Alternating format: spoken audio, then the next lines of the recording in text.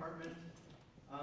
Couple technical things. If you could turn off the flash on your phone if you're going to take photos. Totally fine to take some photos of your student reading, but maybe not the flash. It can be a little distracting. Also, silence your phone. Okay, so welcome. We're going to begin this afternoon of 2 readings with our juniors reading. We have 16 junior students. So far at the Governor's School, they've taken nonfiction with the amazing Scott Gould right there.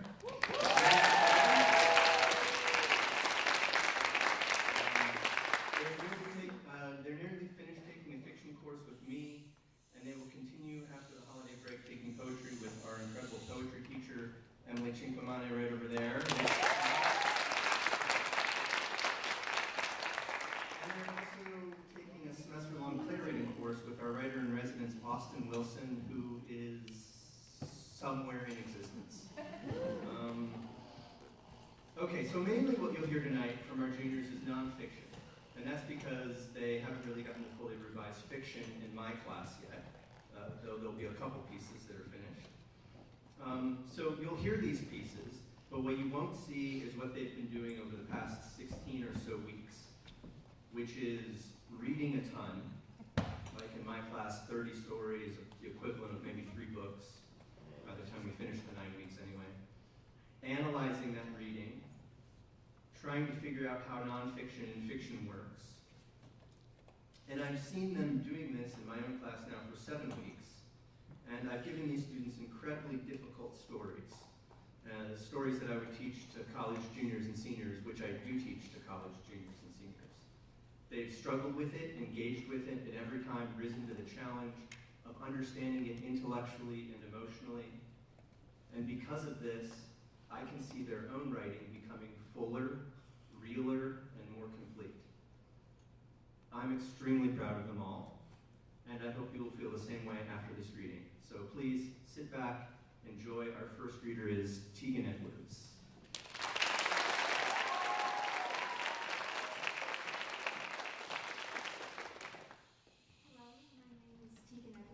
I'm from Columbia, and I will read a nonfiction piece titled How to Be a Better Murderer.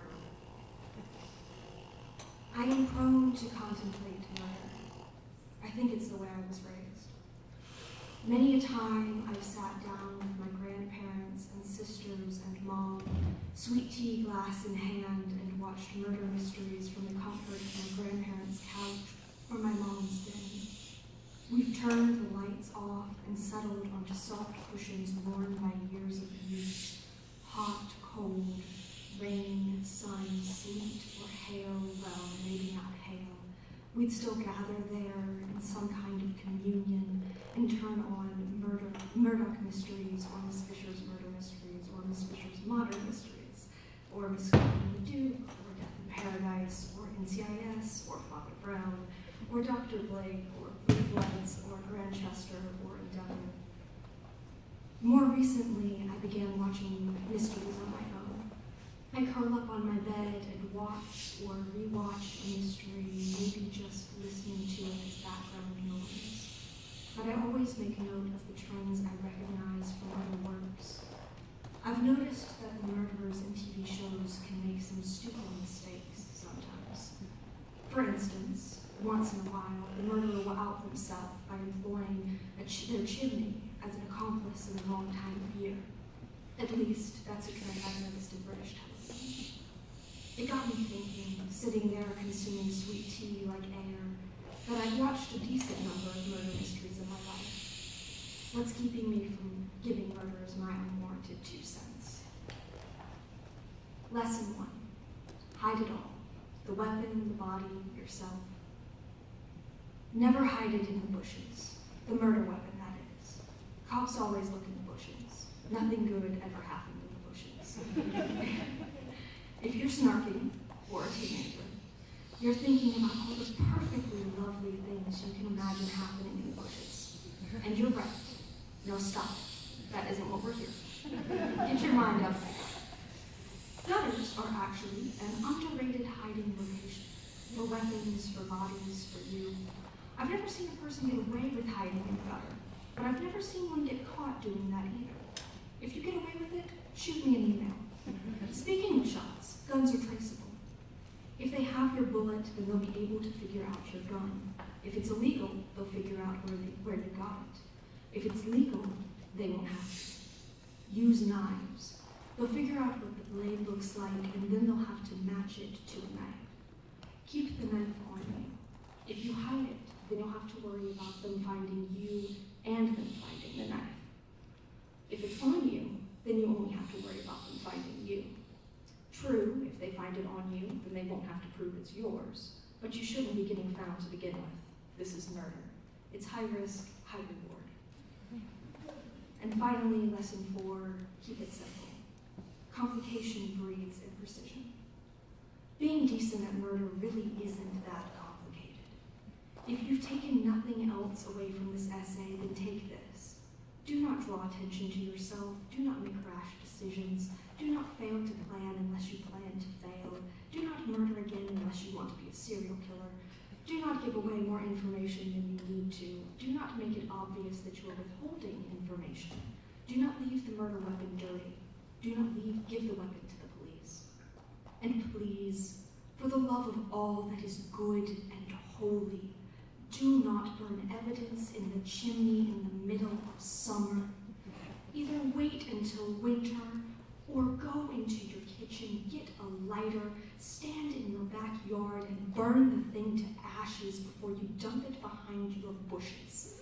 This is the only exception to the never hide it in the bushes rule. If one hides it in the bushes, then one must hide it well. And besides, anything's better than the alternative. You have no idea how many people get caught because they decided to burn evidence in their fireplace in the middle of a freaking British summer. Thank you.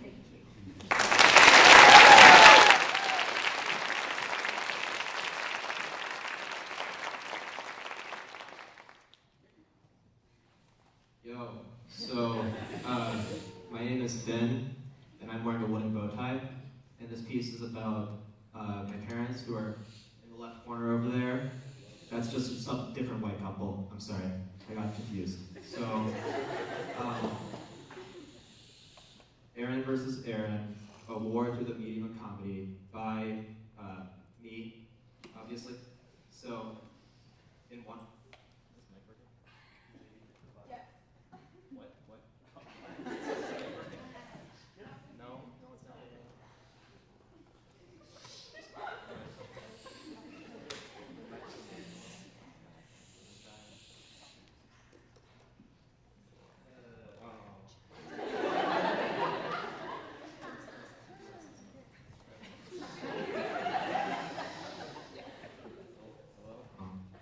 Oh! Hey guys! It's working now.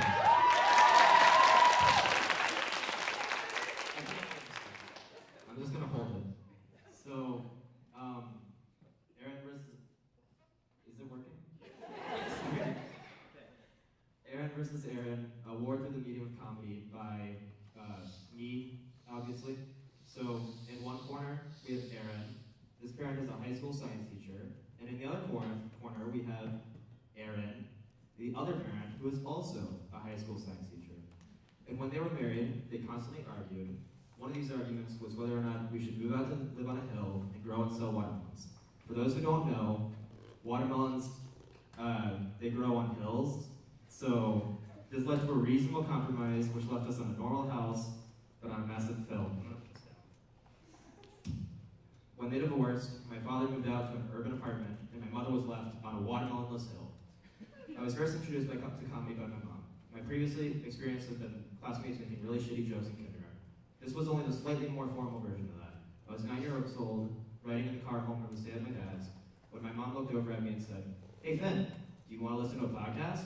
And I said, "Fucking no." So she said, "Trust me Finn, you'll find this hilarious." And she pressed play on an episode of Judge John Hodgman. And I didn't find it hilarious. So I fell asleep, and when I woke up, we were at home, and it was finally over. I later found myself in another car ride, this one to my grandparents. I did not have a phone, and my main source of entertainment was either an overdue library book that's been on the floor covered in gum wrappers, tampon wrappers, and half-empty water bottles we were saving, just in case, which we never used. drove on the highway because of stress, so my only activity was reduced to listening to Judge Alhambra. Unfortunately, my need to laugh outweighed my need for pride. I laughed out loud, and my mom began to gloat. She won this battle, and my landslide into comedy had begun.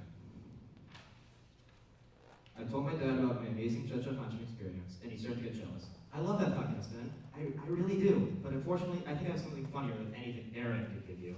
Aaron said to himself, I think we'll see who's funnier. And then proceeded to shuffle between the couch cushions and found the remote on the dusty, food-reddened floor, put on The Office, and told me to stay put on the couch and watch it.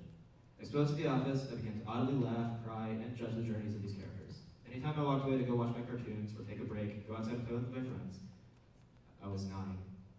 He pulled me inside to continue experiencing what he considered a full childhood of sitting still downstairs while he napped. I finished The Office and was back at my mom's. I told her about The Office and how it was the funniest show I've ever seen. She responded, Finn, your father has an amazing sense of humor, and honestly, that's something I loved about him.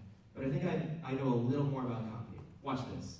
She proceeded to hand me a laptop with Parks Back on it and said, Finn, Gil does this so much more than The Office. I was left alone at the computer while she took a nap, and I watched it over the course of 2 weeks and loved it.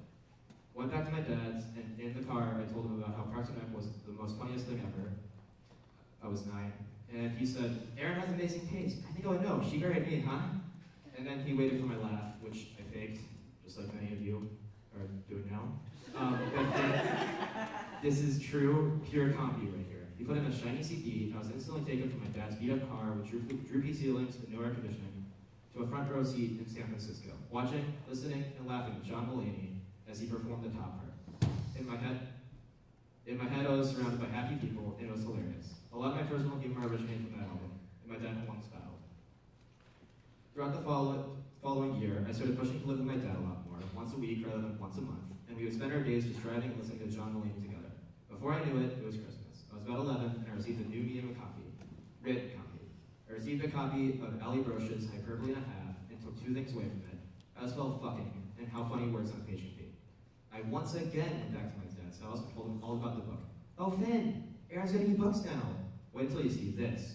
He pulled out the first book of the series, Scott Pilgrim, and said, Finn, you know I don't want to have the sex talk with you, so you should read this. It's funny, it's sexy, you're gonna love it. And since 11-year-olds famously love sexy things, I read it and I laughed, and I fell in love with the series at the age of 11. My dad won the book battle. He bought me the box set, and I felt so much joy that my brain now associates a happy, healthy relationship with those two. So, it was my birthday, and I got a phone for my birthday. With it came an unlimited library of comedy for free. I cut my mom and dad out of the competition to influence my taste and began a journey of self-discovery and comedy. I bought earbuds, and on bus rides to school, I listened to my heroes, Aziz Ansari and Louis C.K., not anymore though, who I ignored classes to listen to. I started walking outside just so the world would pause, while I listened to Pete Davidson, to Pat Oswalt, and David Cross, and Brian Reagan. I developed a method of listening to stand-up comedians during class. I would snake the earbud wire through my hoodie sleeve, and put the tip of my earbud in my palm, and rest my ear on the palm. Which, of the things I could have done with unrestricted internet access, this is one of the more wholesome options. And over the course of 2 years, I began to explore doing comedy. I attended local open mics to watch up-and-coming comedians. I explored more comedy books. I reached out to John Hodgman himself to settle a dispute between my mom and me about mismatched shoes. He responded, and I won. So I tried to write stand-up comedy, and I've been trying to force myself to speak at an open mic, with the goal of becoming a future pawn of another pair of divorced parents to force upon their son. Thank you, and goodbye.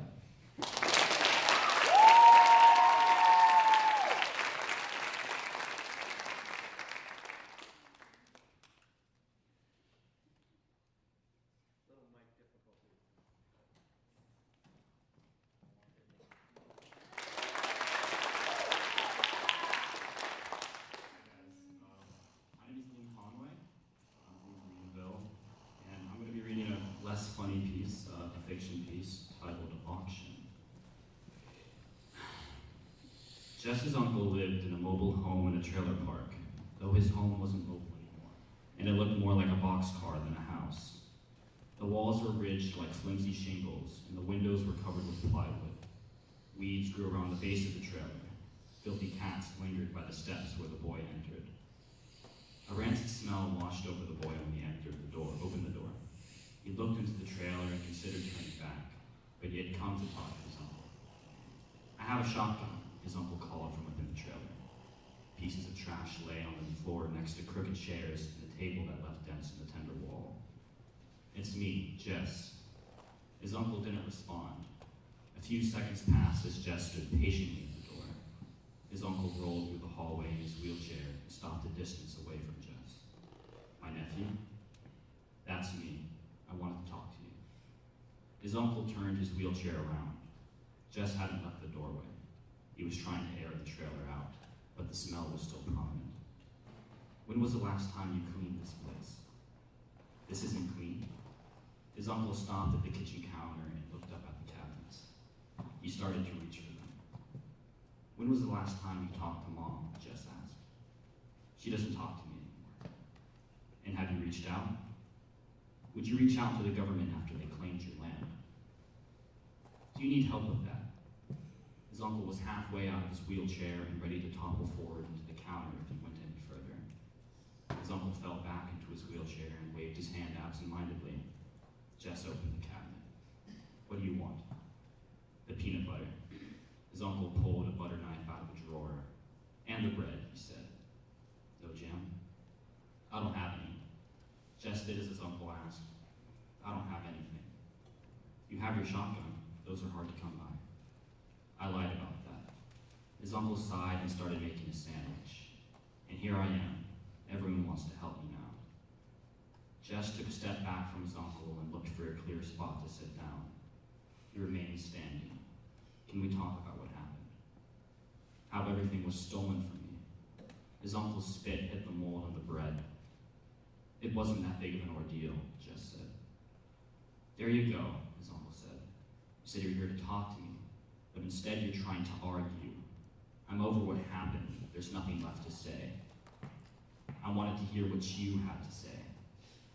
Like I said, everyone else that was there thought they had a right to my things. They didn't even apologize. Jess shuffled his feet.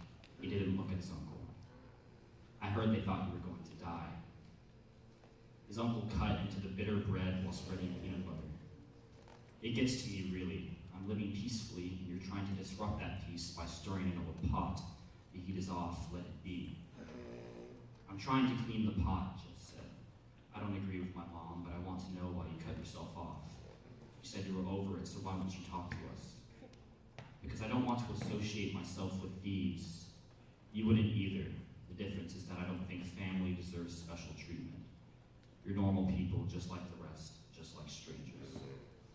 His uncle folded the bread in half and turned his wheelchair around to face Jess.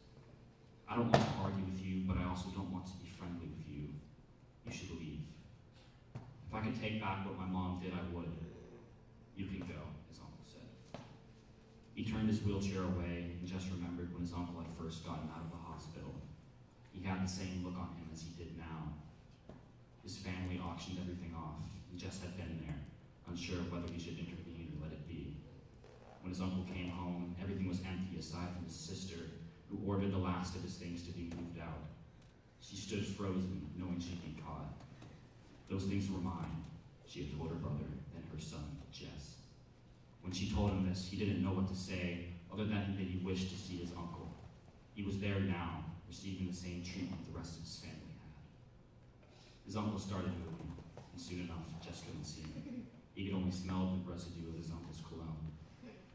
Jess went back to his car, parked away from the trailer. His mom was waiting inside, smoking. He didn't listen, Jess said. Stubborn prick, his mom said, and flicked her cigarette out the open window. Jess didn't look at her. He made good points. She coughed, sat up. I couldn't care less. You're the one who dragged me out here. Why did you steal from him? Doctors told us he wouldn't make it. I thought it would get a head start on the whole thing. I didn't mean no harm. Jess shook his head, put the car into gear, and pulled out of the grassy park. His mom kicked her feet onto the dashboard. Jess noticed her matted hair and stained shirt. Did she grieve while she emptied his house? Was she relieved when he came home, finding his things gone? His life auctioned off like she had made a profit from it, like it wasn't a life at all. She must have spent everything. Driving away, the remaining cigarette smoke drifted outside, dissipating in the cold air.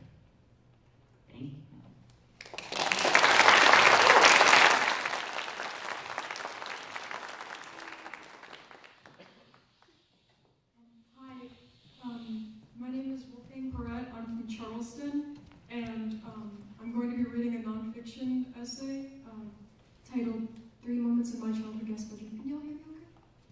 Yeah. Okay. Something I cannot say any simpler. I've never been able to feel normal about a guest bedroom. It is like an internal organ. It is like a cardboard box. The walls sag from your older sister shoving her hands beneath the white shipping window pane, too eager to hear the Easter morning parade, too eager to see the way no guest would ever push it closed. Now the walls are red with 2010 morning light, the type of sun that smells like warm sweater laundry when you press your nose to the walls like book pages. It is dirty with buttery, bronze, still believe in angels' light, and no visiting grandma or childhood friends knows their hands are red with it since waking up in the white linen bed. 1. A little church is ringing beneath the white fabric gut of our guest room pillow. My grandma, Diecha, should be awake, but the bells reach me instead. Something about the guest bedroom cannot keep me asleep. I'm only 4, northern child, winter child, never waking up earlier than the sun until now. The cream-colored comforter sews me back into my childhood body, reminds me of how small I was. I wish the world had given me a pinch more time to pull apart green summer leaves, to flip through car radio channels, tuning my ear to search for the less scarred sound waves. Now I am sunk deep in the yellowed ribs of that guest bedroom light for the very first time, my grandma lying next to me as the sleeping heart, the blood beating as her every breath, the red timbre of the church bells echoing away as the call to awake. Morning to the organs, morning to the brain, I will forever feel a trillion growing pains. 2. Party punch cough syrup, little broken TV remote, old copy of Mouse from my sister, and a stack of those black paper slabs, half already feverishly scratched off to reveal the glitter beneath the skin, sinking in the curly beige carpet fibers. The black bedside table doesn't have a single spot free to breathe while my stomach bug still rests, top cluttered like a chessboard with old cups and cough drop wrappers and little bites of my blue nail polish I've been pulling from the in-betweens of my baby teeth. I'm only 8, can still fit my hand in the tiny gaps of the nightstand, swipe another scratch art paper to pull under the blankets, peel away at again in the dark. My mom says my hands are perfect to push into milky white piano keys, perfect mallets to thumb out notes, perfect enough to take me to the art school down the road, or my sister sleeps in the pavement cracks between her lunch and chem class. I think I will never start playing piano. I think I might camp in between naps forever. I use my piano hands to etch the last inch of black coating off another scratch art card, drop it into the carpeting, pin another flake of nail polish between my teeth again. It tastes sour like gasoline, gentler. I crave the taste of something other than spit logged through pipes behind my nose and mouth, the smell of warm bookish dust in the guest bedroom walls, the tissues to do, now another flake adding to the big clumpy pile on the black nightstand. Sleek black like a rocking horse, black like the guest bedroom walls. I can't see the little squares I've shed onto the floor anymore. Can't even spot where the carpet begins and nightstand ends. Nothing has changed but the mess on the floor. I've spent all day breathing and picking and scratching, and I don't think I'll ever stop to learn piano. I think I might be sick forever. 3. My sister used to collect Mad magazines, pile them in the corner of the guest bedroom. This was because the guest bedroom was the perfect place to store beloved clutter, beloved collections, pulling up fat stacks of plasticky colored paper, wet between your fingers like the wax that coats leaves. You could settle them down into the corner of the room. Feel as if you were a tiny mouse in a big wooden chest, something your grandpa would have left behind. I loved to slide the brass doorknob until the hollow click of the door sounded, slowly peeling back into the guest bedroom, feeling the dust fill my lungs again, pouring over the Mad magazines in the shape of a mollusk, legs tucked like tendrils beneath my chin. I am dormant in the city cluster of the pages. The cord is pulled above the head of my house. The cord is pulled above the head of my house, the glow flickering out through the state, midwinter. The freezing air sticks to your skin. A single breath freeze-dries the sticky coating of your lungs. It's midwinter now, too cold to separate yourself from your annoying sister. She creaks the door open to flip through her collection, spotting the conch shell shape of now 7-year-old me, coffined in beige blankets from the guest bedroom bed. I don't remember why I did it. I only remember the little scraps of color. Magazines and shards beneath my knees, scattered in puddles throughout the carpet. I regret everything. I wish I could hand my sister that stack of her magazines now. Tell her I'm sorry, flip through the pages again. Something about the warm walls ignites conflict, soothes sickness, helps me to breathe. I have not slept in that guest bedroom bed since I stopped wearing Velcro shoes. Slipped them off, passed them on, never felt the comforter again. That sleepy golden light.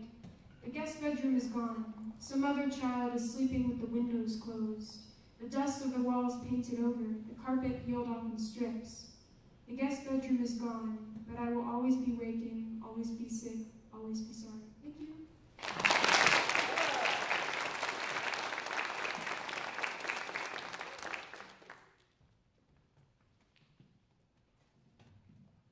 Sorry, I'm a little tall than most, so.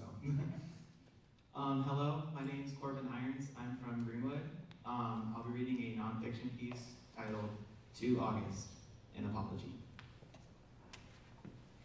The night that I so vividly remember, the night that I chose to block out. The couch is made of a silky leather, now patchy where people sat. Heavily used and heavily worn. My mother and I sat on opposite sides of the living room, some kind of mid-90s sitcom was playing on the TV. My mother, Christy, loved making us kids watch those. I didn't complain. Saved by the Bell was my jam.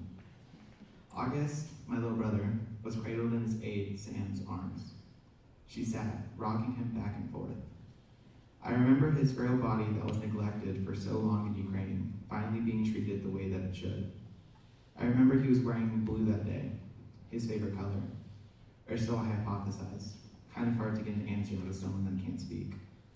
Despite not being able to say words, he always managed to get his point across. August then closed his eyes, so suddenly, so swiftly. Sam almost missed it happening.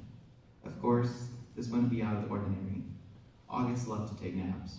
He was very narcoleptic. Never missed out on the chance to just peace out and sleep. But Sam knew something was wrong. She began lightly tapping August's face and saying his name, thinking that would break August out of his trance. Sadly, this didn't work, because this isn't a Hollywood movie. Sam began tapping his face quicker, and with more urgency. I remember noticing the commotion. I remember the instant anxiety that I felt. My mother leapt up from the soft, plush carpet. Worry and panic began to captivate every neuron in her brain. I had never seen my mother anxious like this, so it horrified me. The panic spread quickly and took no prisoners. The only thing that was on my mind was, what can I even do? I slowly pieced together that this wasn't just another one of August's small moments. I remember this time being unlike the other times he had slept. So, I jumped up from the red love seat that oddly smelled like urine. I ran to August as my mother asked me to give him space. So, I did. And then he got more space for me as he got in the car, then into the ambulance, then off to the hospital, then another ambulance. Then he got an excuse to not show up to a single family reunion after that night. Lucky him. After I had watched the entire ordeal, I opened my Nintendo 2DS like nothing had occurred. I washed away that memory, buffed it away. I remember I felt that something bad was going to happen, despite my mom telling me everything's going to be fine. I knew it wasn't going to be.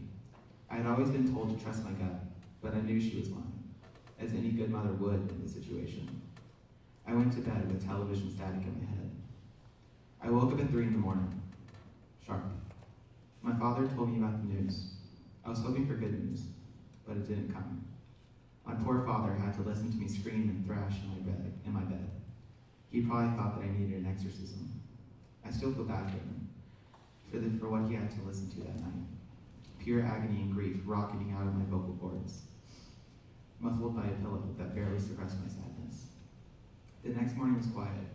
Everyone was so loud the night before. The contrast was intense, our emotions messing up everything my family did for a while. I chose to pretend nothing had happened. Family friends from Louisiana came over, and I talked as if nothing was out of the ordinary. Nothing traumatized me, nothing made me cry, nothing made my mom cry, nothing made me feel bad, nothing, nothing, nothing. Months passed. I don't remember the exact date of the funeral, but I do know it was months after his death. Life blurred into a routine of tears and grief. The nights that I heard my mother crying in her bathroom became too many to count. I knew that all the forgetting I had been doing would soon be undone. I knew that all my hard work to forget him would end up coming back and killing me. I knew that I would have to wake up, and it would be time to remember, time to dress up all pretty and cry. It was time for that day, time for that ceremony. That day started like any other day. I woke up, snoozed my alarm until I couldn't anymore, then rolled out of bed. I knew what was happening. I knew that the entire day would consist of uncomfortable clothes and the sobbing and the awkward hugs from people that would say, "So sorry for your loss," and "I used to change your diapers."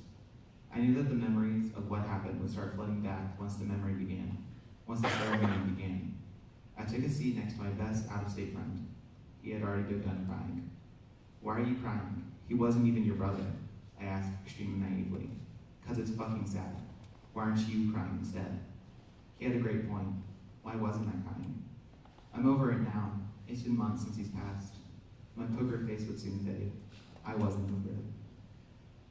The service began, and the tears started. Quiet screams escaped from my lungs and found their new home in the cold atrium air. The slideshow began that I would have perceived as cringy if it wasn't about my dead little brother. It felt like it was put together for a science presentation, with a rubric that said, "Make the Irons family cry, 20 points." The service continued. Picture after picture of him brought more tears from my mother, brothers, sisters. Each slide, a reminder of the memories I chose to forget, the pain that we didn't want. Finally, the service was over. I wanted to stay with my safety person, my mother. I paid the grueling price for that, however. A lot of weird people came up to me and my mom for hugs. I hate hugging people that I don't love. I hate hearing people tell me they're sorry for me. Don't be sorry for me. Be sorry for August. He lost the most. He lost his life. I ran away so quickly from all the strange people that wanted to embrace me, such as relatives that I could have sworn were dead, my brother's ex that has been on house arrest. Twice. These people felt so badly for me, but was it for me or for my brother? I deflected every single thing with comedy. I even said, "You too," when another old person said they were sorry for my loss. They looked amazingly confused. I was convinced it was the funniest bit I had ever done. This is the first day that I would deflect, the first of many times that I would cry when I remembered. I don't want to remember that day, and I definitely don't want to remember that ceremony. And now here I am. The only time I talk about him is in a joking manner, like what happened didn't hurt. A lot. I know there isn't any changing of the past or altering of time itself. I can, however, choose to finally talk about that night. I can choose to speak about him, even if the only time I mention him is for some kind of punchline in a crappy joke. I remember him as my brother. Now people will remember him as a joke. Sorry, August.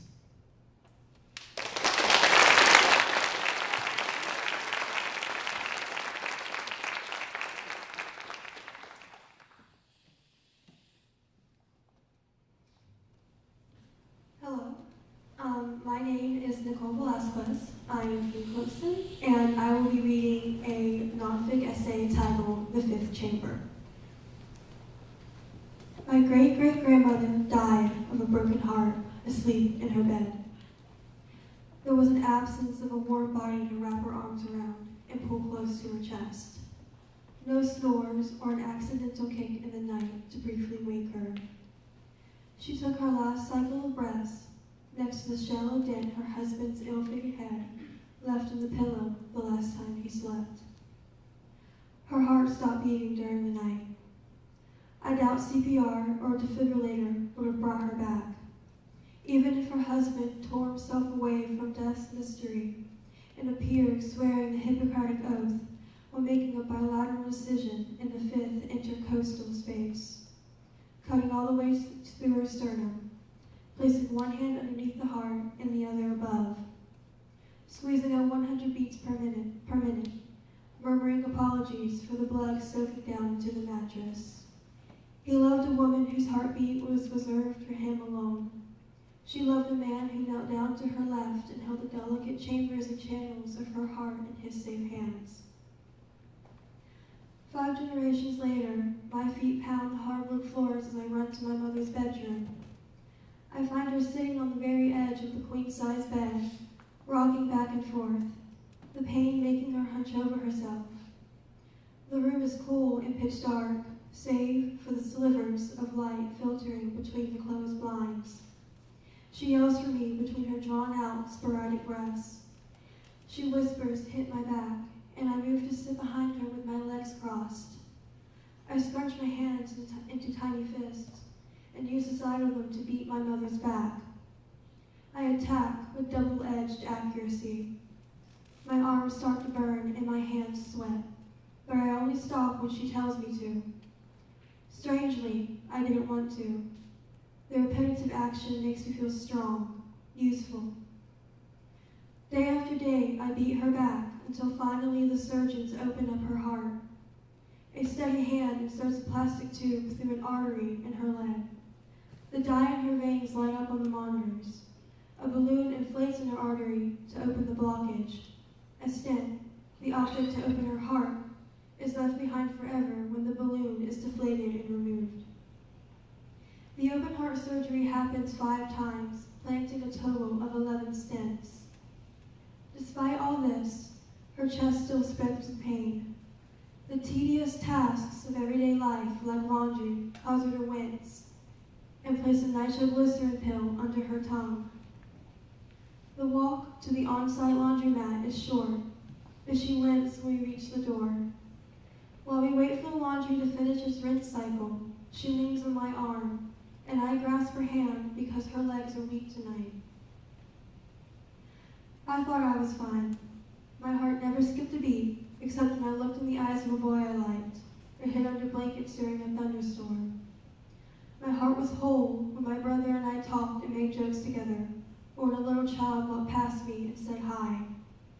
But once, a person I will always love, because there is no other choice, did not hesitate to tell me I have something wrong in my heart, to tell me I am missing something while she harshly tapped her chest like how I tapped the syringe of my mother's insulin.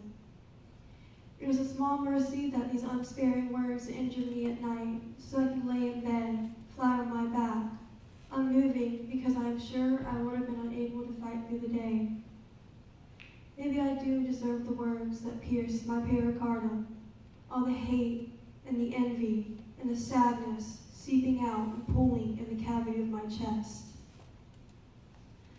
I will spend the rest of my life searching for the missing piece of my heart, searching the ground and sky, my lover's hands, parties and hospitals, written words.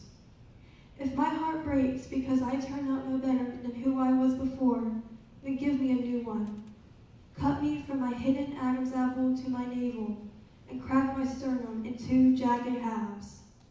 Place tube after tube in my chest, and bleed me into a bypass machine. Note the time that passes while my diseased heart is stopped, then cut my arteries in half, leaving them exposed and ending in nothing. Sew the heart to the severed veins.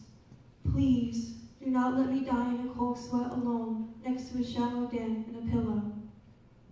Finally, set my heart's rhythm to iambic pentameter. Make me well again.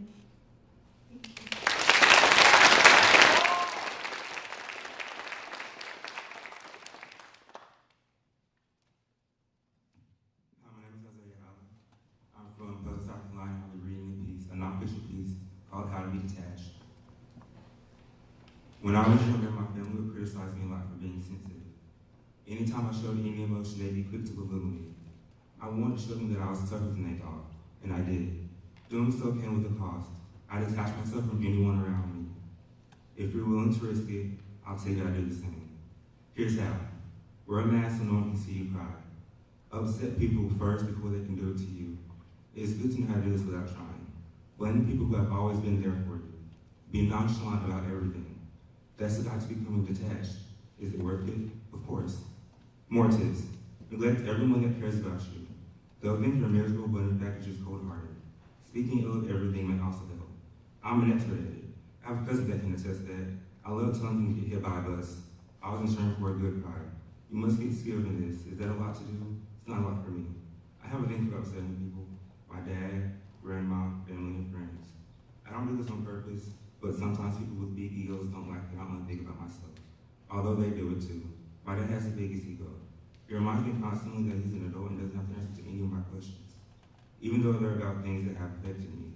Don't I have every right to judge him? Oh, that's another rule. Be judgmental. Not caring about other people's feelings needs to be a priority too. Convincing everyone I am tough wasn't hard. With my friends that tell me about their broken love lives, and I tell them to get in touch with reality. They're never going to change, I tell them. The downside to this guy is to get straining living like this. I feel it. I feel it draining me. I want to start embracing change. I want to choose happiness over being tough. Being detached can often feel like wearing a mask that you can't take off. I wonder if that vulnerable child in me is still her.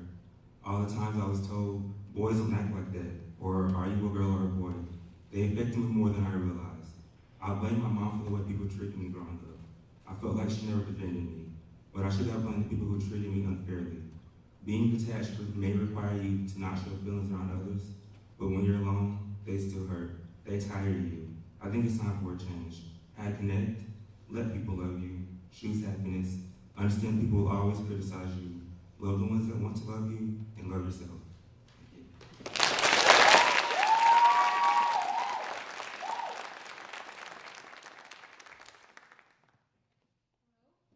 My name is Alexia Liu, and I'm from Simpsonville.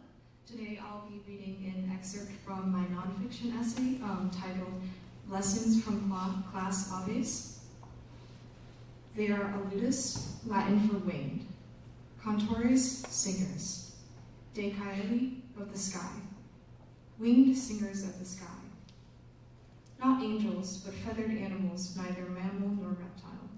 They wake us at dawn and lull us at sunset, and in the time in between, busy themselves with hunting or gathering or caring for the young within their skillful nests.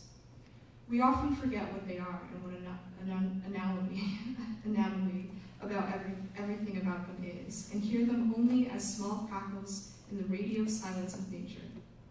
But of course, our busyness with our own world is deceiving. Nature is never quiet, neither are the aves.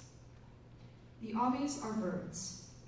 Aves is birds in Latin, the language all scientific material was published in when Carl Linnaeus, the father of taxonomy, first classified them in his 1758 edition of the Systema Naturae. He made sure every living thing on this planet belonged, one way or another, to a kingdom, phylum, class, order, family, genus, and species. So no two of class aves are alike. Each order, family, genus, and species all have a different life to live, a song to voice, and a lesson to teach. Lesson number 1. Human nature is too complex to be trusted.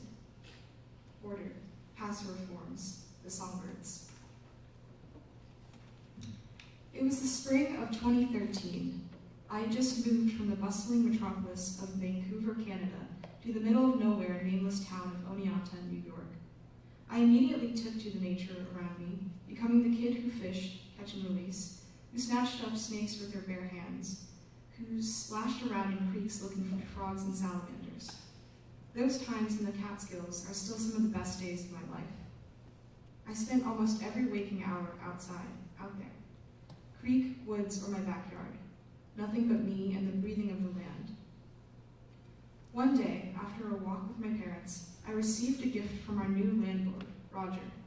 He had hung it on the door of the house we rented from him, along with a bird-themed box full of chocolate chip cookies. Somehow he had heard of my exploits, and the gift was a 1977 edition of Audubon's Guide to North American Birds.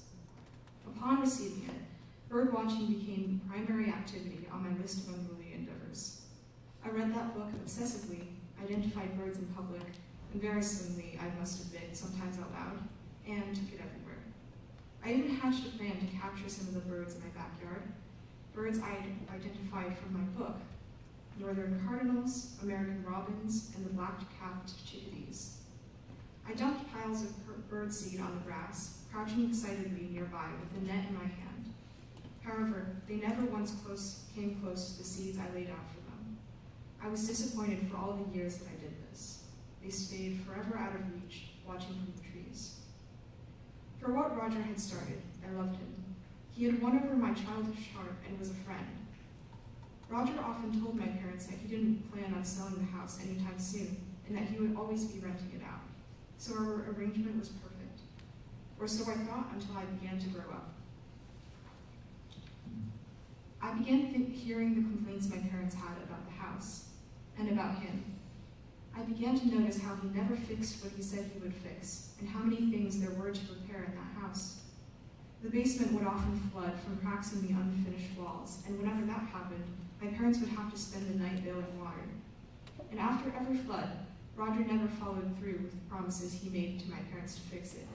It stayed that way for years. It wasn't the worst landlord experience. Manageable, but not amazing either. I still didn't dislike him, even for all the stress he caused my parents. The memory of his gift was too great for anything to overshadow it. Until the day he said he decided to sell the house. We had 2 months to either buy it or get out. He had given us no warning, no notice. There weren't any better options on the market, so we were forced to buy the house with all the issues Roger had never fixed. After all, none of the issues were truly life-threatening, simply inconveniences. Inconveniences that had nothing to do with him, but had everything to do with us. This reminded me of all the birds in my backyard I had tried to catch when I was younger. I understand now that they were smart to stay away, to not trust human nature, as I had every intention to cause them trouble. I wouldn't have hurt them, of course, but they still would have gotten the lesser end of the bargain, being handled by a human child and scrutinized like a slide under a microscope. I don't think Roger was a horrible person, but his human nature was just as complex as mine. In a relationship where one has power over the other, a person will always have an ulterior motive, a protection of their own interests, and a certain darkness in their heart. Thank you.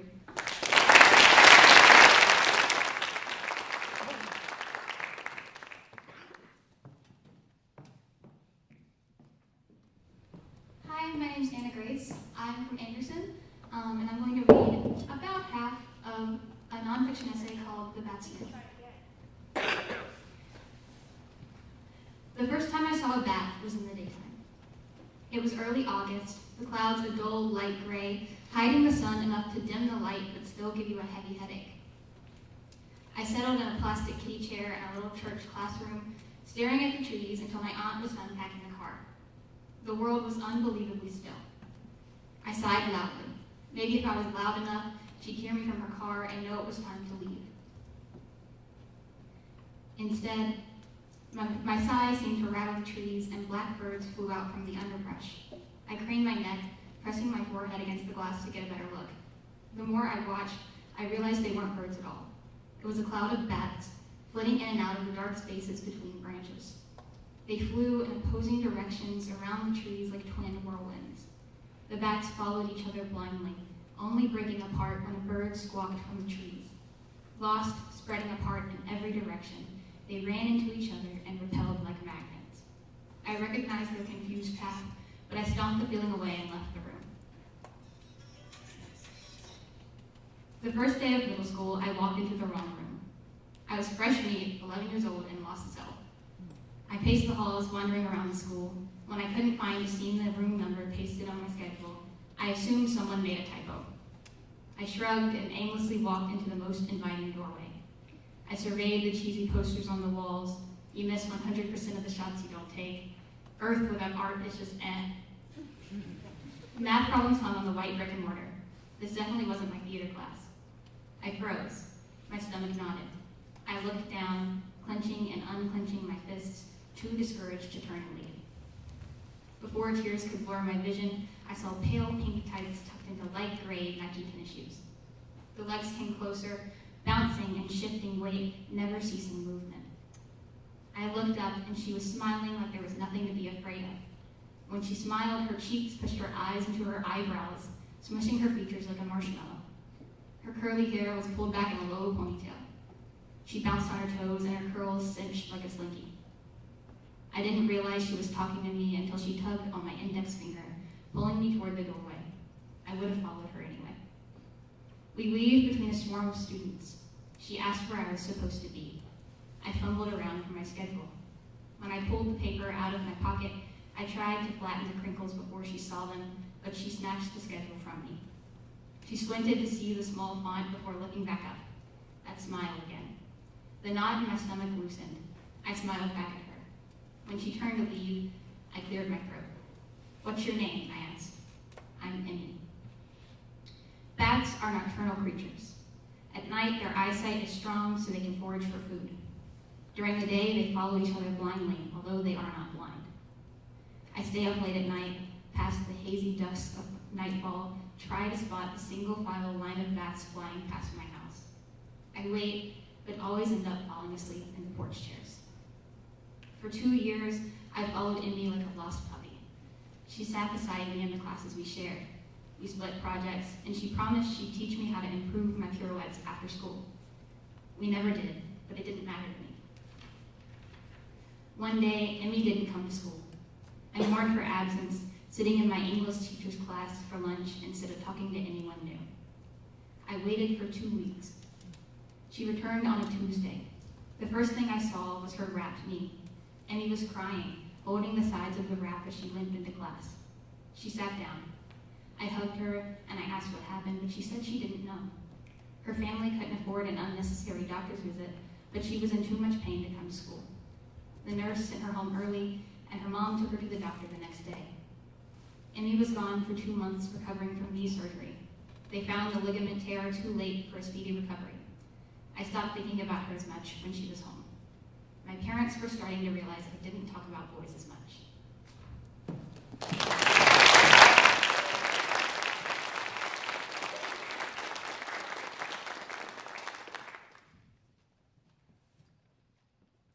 Hi, I'm Piper Green. I'm from Greenville, and I'll be reading an excerpt from a short fiction story titled Visiting Hours.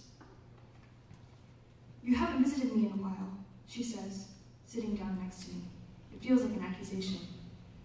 Work has been very, very busy. I take a deep breath. I'm sorry. She doesn't say anything. She just fiddles with the tulips in her lap, the cheap plastic film they are wrapped in crinkling. Why didn't you bring the boys? She looks over at the family in the corner, the children watching as their mother and father play a game of chess. They had a soccer match, I say.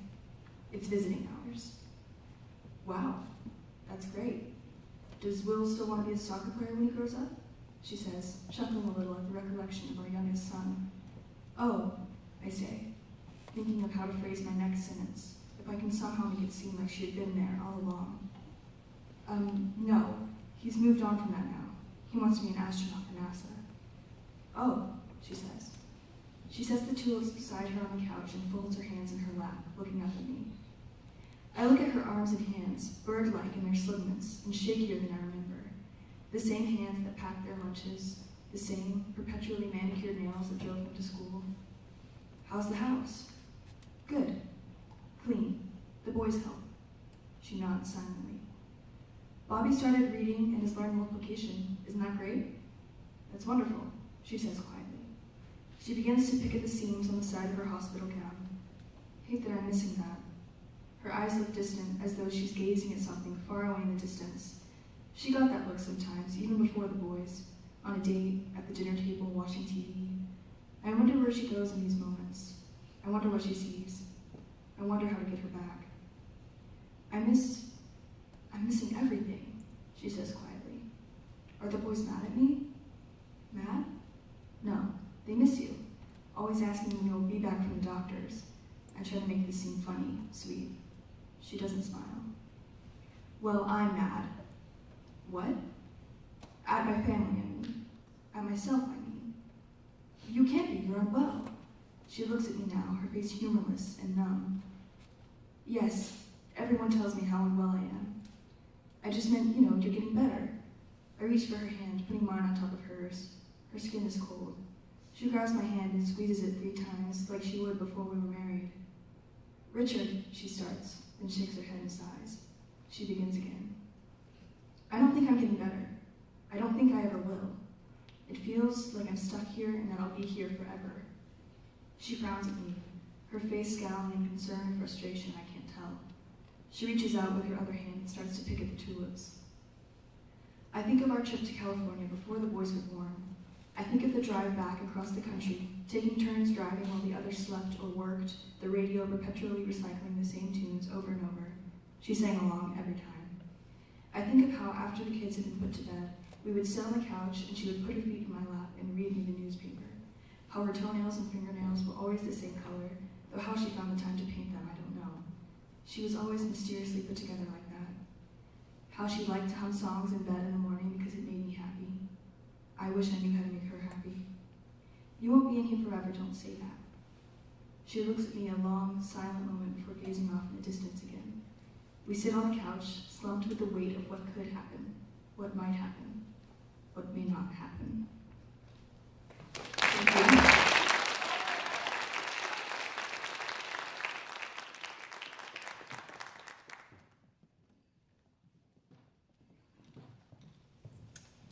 This is close enough to the mic? Alright, I'm CJ Starnes. I live in Greenville, and this is CJ coin. It's a dollar kind of thing that I started handing out towards the beginning of the year. And eventually we made it like a sort of economy of it, and we had like a kind of gang war thing going on at like the boys' dorms for it. It got pretty messy. So here's an excerpt from a nonfiction piece I wrote about it titled Hell Market Crash. And for privacy's sake, I put initials for people's names. So here we go. The first rays of dusk shine from behind M, from that dim dorm room that M invites me into. L gives me a look against it. M's saying that this is a one-on-one conversation for now, and I'm thinking that M's only giving information that I've already got. I step inside, leaving L behind. I cross my legs on M's dorm room floor. I tell him to sit down. I tell him that I've got this thing where I can only have a serious talk with a man on my own eye level. I'm convinced I'm making a power play. I've convinced myself that I'm in control of the situation. The ransom note. Oh, I know that was you, M says, choosing to stand. He eyes my pocket, the outline of the entire stack. What you fail to realize is that I know there isn't any more than that. You have just brought all of the CJ coin to me. The door to Jay's room is locked. I am blocking your only exit. I may be the cornered one, but you're the cornered animal. I grasp for any straw. You're shaking and sweating. Your reign is over, he ignores me. He pulls out his stick from behind his desk. He beats the stick against the ground. But it's not all bad. I'm going to establish a CJ coin government with B&L. I can put you in a high-ranking position. You just have to let this end the easy way. Somebody taps against the door repeatedly, 3/4 time. M slowly turns. He wedges his bicep between himself and the creaking hinge. He cracks it open, stick within reach. It's me who sees the face in the seeping light first. It's L. The stack in my pocket, the CJ coin, was only supposed to be a high school prop gag, as M was supposed to be my loyal senior.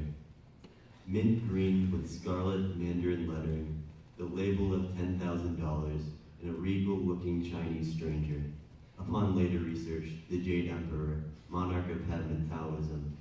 The Hell banknotes, the only English on the bills, were hilarious in an obscure, ambiguous way when I bought them in bulk at the Asian supermarket, with no packaging or cashier commentary for context. It felt like a gag in its own language, too. I didn't think I would be appropriating anything, and neither did I foresee the chaos to come. All I saw in the regal stranger's eye was opportunity. So I started handing out the dollars with a fist bump. These were the perfect icebreakers. This was a boarding school, something closer in quarters than the public schools where years seemingly went by between the buses home and back. This was the perfect environment to express a more conceptual sense of humor, the greatest possible environment to express more of myself. And eventually, the hell was ignited. Somebody would say something funny, and I'd hand them $1. Somebody would do a little dance or have a moment of self-confidence, and I'd hand them $1. Somebody would ask what they could do for $1, and I'd say I didn't like their desperation, and I wouldn't hand them $1. Somebody would ask for $1, and I'd say I liked their moxie, and I would hand them $1. At the time, I thought the meat of the bit was the initial handing out of the $1. That was before the transactions began. Jay, tall and with a style that never left the mid-2000s, was the one who started it. And he started it when I told him that W had $7, and he said he wanted more. Jay was able to start it because Jay was a packer. He had drawers spilling with chips, sodas, and pastries. When others on our hall found themselves short on snacks, $1 went to Jay. When others found themselves in need from somebody on our hall, and that somebody found himself short on snacks, $1 went to Jay. And through this, I'd actually created a functioning free market capitalist economy. The people, not myself, began to call the paper with the Jade Emperor CJ coin. Nobody actually knew the USD value of one CJ coin. Somebody would use it to purchase a 50-cent bag of Doritos, and somebody else would give it in exchange for a $300 dress. The value was in the eye of the beholder, and the one person with the most inconsistently valuing eye seemed to be the one handing it out.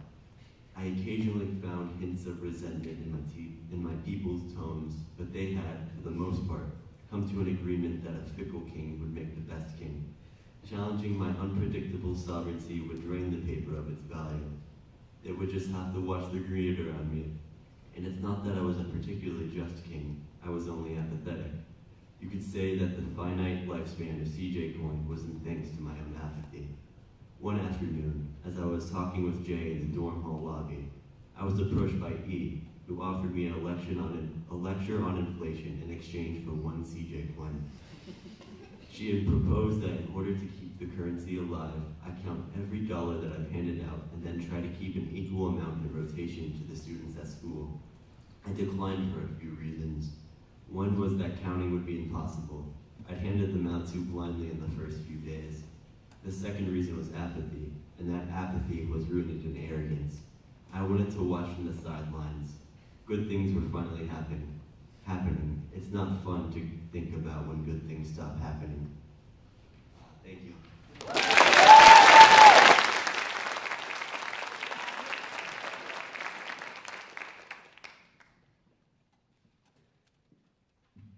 Hi. Am I close enough? My name is Maddie Thompson. I'm from Fort Mill, South Carolina. And this is my nonfiction comedy piece called My Old Pal Uwe. At 3 a.m. on a Saturday night, you get this email. Hello, my name is Prince Uwe. I am writing to you from the Nicaraguan embassy. Great danger has occurred, and you may be able to help. You need to send me 2,000 USD so I may secure safe travel to my homeland, Nicaragua. In return, I will send 10,000 Bitcoin for your help. Much blessings to you. Now, you don't know how this message got past your spam filter, nor how a Nicaraguan prince has access to your email address, but this is the funniest thing you have ever read and requires your utmost attention. So obviously you write back, well, greetings to you. I'm so pleased that you've come to me for help. It's been so long since we last talked. How's the wife, the new kid? Did all that nasty business with your mother get sorted out? Glad to be talking again. With much love, Maddie. You put your phone down and go to bed, completely forgetting about your new pen pal. A week later, when you were sorting through your email, you see your dear friend has sent you a new message. Wife is good. Mother is dead. Please send money soon. Danger rises. You can send it to here. He includes a PayPal account linked to a weird string of numbers. You don't click on it. Well, now you're invested. In your imagination, you were talking to Mama Uguay about a few years ago. Shocked at the news of her death, you need to know more. So clearly you have to reply again. Ooh, I'm so sorry to hear of your mother's passing. When was the funeral? Is this why you didn't attend my sister's wedding? She was pretty upset, as you can imagine, but the circumstances make complete sense now. Any chance I can get a picture for identification? Yours in Greek, R.I.P. Mizoug. You worry about the risk of bringing your sister into the equation, especially considering the fact you don't actually have a sister. Then you remember that you're talking to a fake Nicaraguan prince about his fake dead mom and decide that this is the correct move to make in the long, long game of email scammer chess. A week later, you get a report back. It is Uguay, not Ug. Profit address is added. Update me when payment goes through. Blessings. Attached is what seems to be a fuzzy picture of a driver's license, where the name clearly says Edmund, and the photo is suspiciously removed. You call the phone number that's on it, and are answered by a disgruntled Ben & Jerry's worker in Ohio. You hang up. Well, first of all, now he isn't even providing the correct information to send him the money he asked for. Rude. Your response to Oogway is akin to this. Oogie boogie. I thought we were closer than this. I forgave you for my sister's wedding, and I forgave you for that hot summer night in '06. But I don't know if I can forgive you for this. After all we've been through together, and you treat me like this? I'm hurt, Oogway. I'm hurt. And you don't end with the kind send-off just to make a point. What a jerk. His reply. Maddie, did not mean to hurt. Stress is rising with danger. Apologies. Have you sent payment through yet? Blessings. When you read his message and understand, it's gotta be hard being prince of a country that's, democratic. This thread of emails continues for almost 6 months. You stay up until 2 a.m. to read the latest message from Oogway every night. You've canceled plans and neglected homework to scroll the soulless void of the Gmail interface for hours. It doesn't ever seem to cross your mind that perhaps you're putting a little too much effort into a conversation with someone who's most likely speaking to you through Google Translate. It's in the middle of your best friend's birthday party when you retreat to the bathroom to write a message. Write a message to your strange Nicaraguan pen pal that it dawns on you. This has turned into a month-long, all-enveloping inside joke with yourself about a scammer on the other side of the world. This is just sad. So you put the phone down and go back to the party. When you get back home, you settle into bed and check your email out of habit. The tiny blue dot signifying an unread email stares at you as you begin to read the latest correspondence from your dear friend Oogawalla. It's then, it's time. This is where you and Oogway need to separate. Oogawalla ding dong. I have something to say. I think it is time for us to part. It's not you, it's me. I will miss you deeply, but this cannot keep going on. It's too hard. I need to focus on me right now. I'll always remember the memories we've made. Don't you forget about me. Perhaps we'll talk again, but for now, let this be goodbye. Many blessings to you as well. Ooger booger. You shut off your phone and go to bed. When you wake up the next morning and check your phone, you see notifications from Gmail. Good greetings. I am Jefferson Thomas, and I have strong investment opportunity for you. I work with Royal Philippine Bank and need your help to start up this strange business.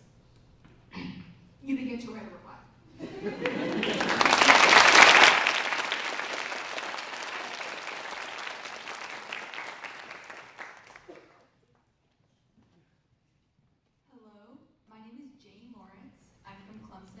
And I'll be reading an excerpt of an essay called I Go Back to Cabin 3.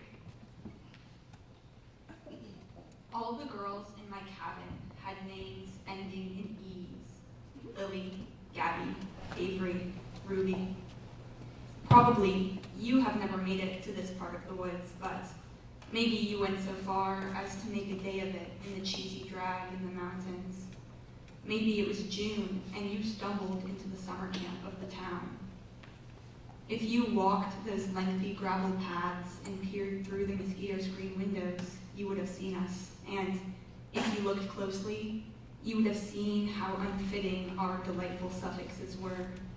Our ferality and ferocity, the grimy film caked onto our cheeks and chins. Your eyes would go first to Gabby, who I never requested as a bunkmate, and never would have, but shared a bed with for 6 summers running. That is, shared a bed with her and the 3 Cabbage Patch kids she wouldn't part with. You would have seen them set up neatly on her otherwise ignored bedding, and they and her pigtails might be enough to, at least initially, blind you from her wild nature. You'd look next to Avery, who would shampoo her hair and stand in the rain fully clothed for her shower, and you would have seen Lily, who every year tried to frighten us to tears with ghost stories.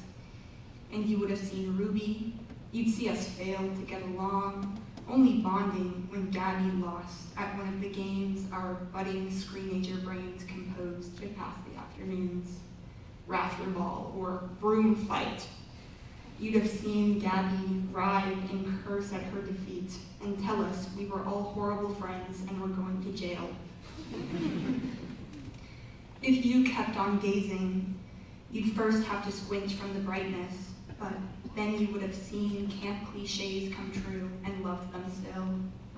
Wrist to elbow friendship bracelets, colors zapped by the sun, stumped thrones ringing a fire pit, and an enthusiastic southern cicada symphony. You would have seen hordes of mosquitoes summoned by the stink of sweat and hot dog meat, walking sticks galore, and A-frame cabins that could be called rustic or rundown or home. And you'd have seen lifelong friendships, week-long friendships, hands held and hands dealt. You'd have seen the water spigot that sometimes worked next to the one that never did, and you would have seen Clyde, the geriatric rabbit in his cage. Legend has it, he's as old as the camp itself. He just dyes his fur every few years and gets Botox and a bunny nose job while he's at it. You'd have seen inside jokes made and maintained. You'd have seen one of us shouting, "The Penguins won the cup," at random until we all forgot who started it and no one could explain to the newcomers what it meant. You'd have seen us pack our things into pillowcases and walk up to Quarry Rock, and from the lookout, you'd see 4 states and stars freckling the heavens like our peeling noses. You would have seen doting parents in hysterics on drop-off day, and the care packages mailed in their absence, the Cheeto crumbs underneath our fingernails and sheets once the cardboard brand was lifted and we ravenous, selfish beasts could strike. You would have seen horseflies scheming around our temples, and victories and traditions, and the ever-growing lost and found, and, if you didn't watch your step, you might have skinned your knee on some gnarled root or rock. You'd have seen the swollen summers warp and melt and ooze, how they stuck with me like the mildew smell of our towels after fermenting on a clothesline overnight, like the scars that dot my legs from when I got a deep infection, got attacked by bugs and couldn't keep my cool and scratched off layers and layers of skin, and cried the most, not when the doctors took my blood, but when my mother questioned if she'd send me back to camp again. This is what she would have seen. Thank you.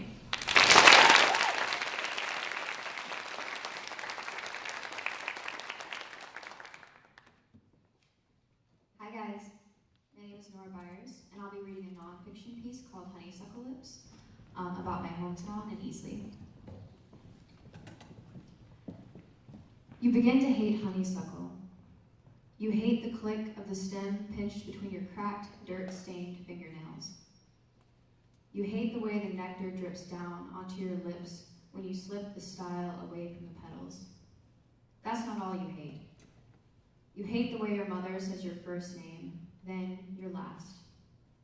You hate the way you pronounce words like crayon and and. You start to hate the sound of your own voice.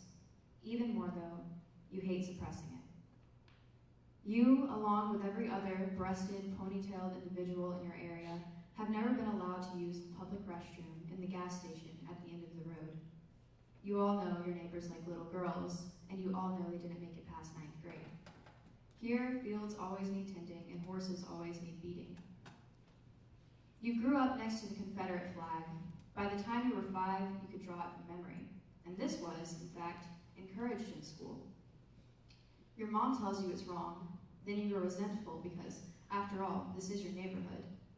You begin to wonder why you're still here if you're represented by something so corrupt. You hate driving at night.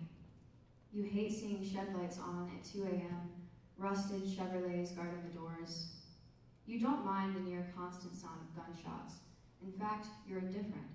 It is this you hate the most. You get older and realize that this is not the place for you. So you begin to hide in cities and coffee shops. You watch people congregate over iced lattes and critically acclaimed novels. All you see in them are the swarms of tadpoles, huddling in puddles and pondweed, washed out from last night's thunderstorm. You drift away from Cat Stevens and the smell of your dad's old guitar, the only thing that remains polished. You stop laughing when the cracked leather seats in his Wagoneer tickle your thighs.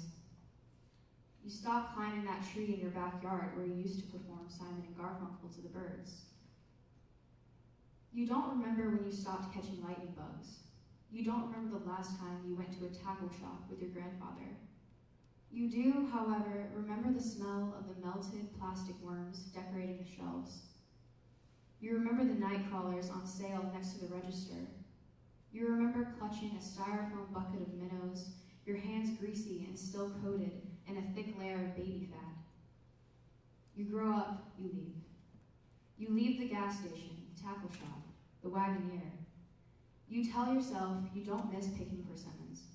You don't miss biting into the far from ripe skin, your mouth filling with cotton. You don't miss rinsing the fruit off your tongue with your dad's cheap IPA. You don't miss tea and rocking chairs and the camcorder that followed your every early move. Dogs shrieking ravenously through the neighborhood, chains clinging to their necks. Spending August afternoons harvesting muscadines for wine. You don't miss driving down the road, windows down, to the Jocassee gas station where you would buy Red Bull and beef jerky. You don't miss skinny dipping, watching the way smoke bends the air. You don't miss the smell of bacon and grits every morning and the sound of Tom Petty on the record player creeping up the stairs and into your room. You don't miss sipping pot liquor from a dusty Christmas mug. You don't miss the nightly symphony of cicadas, your bedtime song for the past 17 years. Now you try to get used to sirens and yelling and construction. Here, it's normal. In your hometown, the sound of an ambulance means her grandmother died. In your hometown, you know exactly where to go and who to call, because in your hometown, distance is measured by the voices echoing down the hills, bouncing off dog houses and seeping through chain-linked fences. You don't miss these things because you can't. You remember that your hometown is not the place for you. But when the rain falls and you can smell the earth hiding far beneath the pavement, you remember tadpoles. You remember the cicada song. You remember the honeysuckle. Thank you.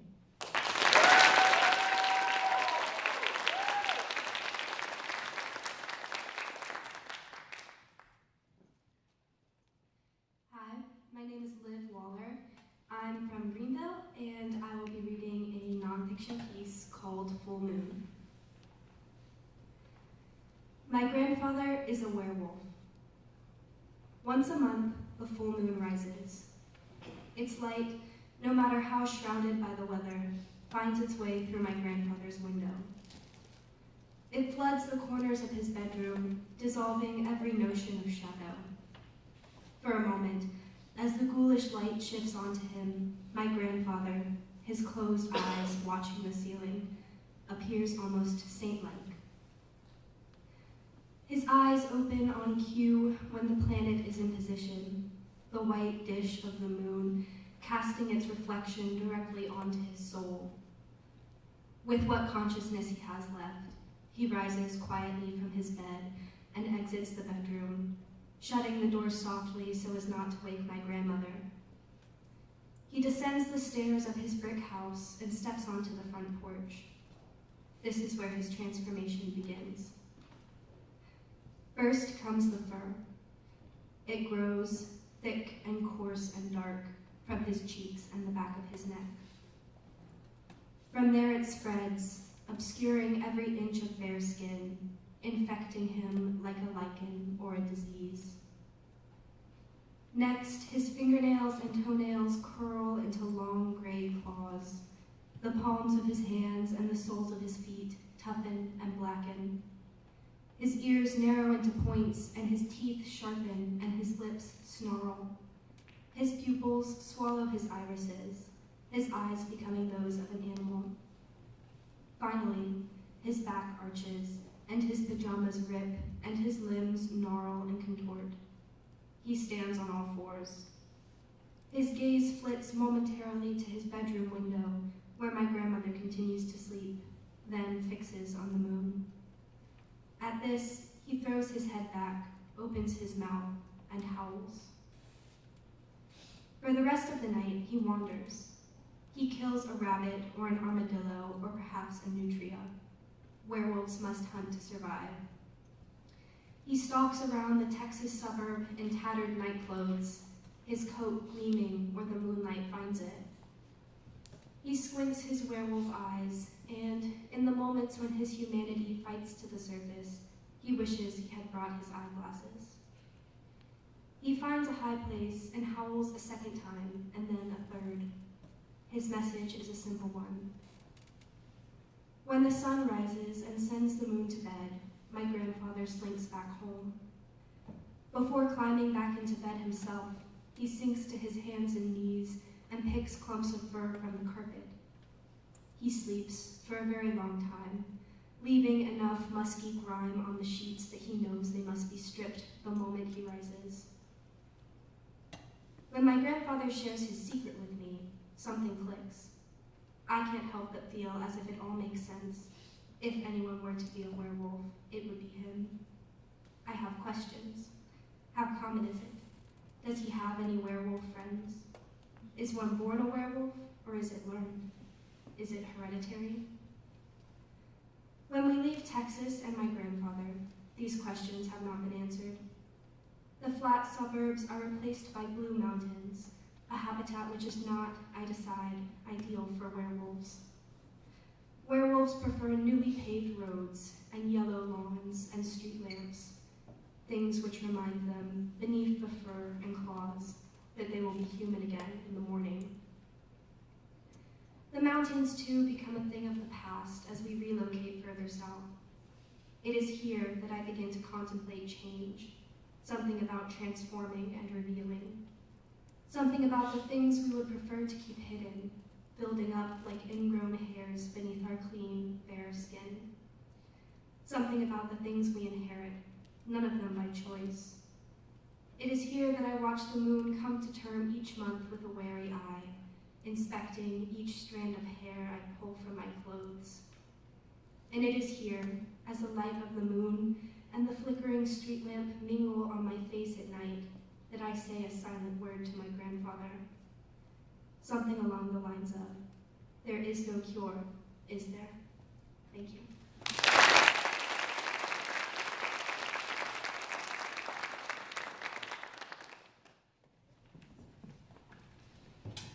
And Madison has laryngitis, so she's just going to come up here and stand for 5 minutes. A big round of applause for all of the students. Thank you all so much.